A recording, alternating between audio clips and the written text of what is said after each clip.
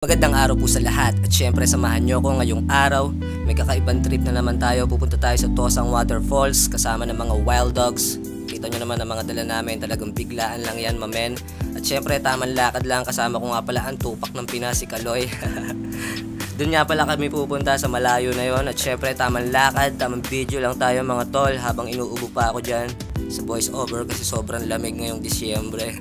Makalipas ang ilang oras, nandito nga pala kami kaso hindi umaandar yung Tosang Waterfalls.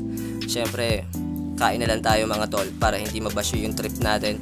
Kita nyo naman, diba? Ginagayak na nga pala ni Boss Amang yung mga kakainin natin. Wala namang bago sa mga ulam natin na yan. Kung ano-ano lang naman, mga chichirya lang, itlog na pula, corned beef, mga fishball, ganyan lang naman. Kahit alam na naman ang ulamin natin dyan eh. Basta mabusog lang tayo, goods sa yung mga tol, no? Siyempre, trip lang din naman tayo. Ilang naman ang gagawin natin sa buhay natin. Siyempre, tamang kain, tamang nguya lang. At pagkatapos nun, manunood sila ng, alam nyo na, Rated X to mga tol. At siyempre, maraming salamat nga pala sa pagsama sa akin ngayong araw. Kita-kits tayo sa susunod na video. At shoutout sa inyo lahat.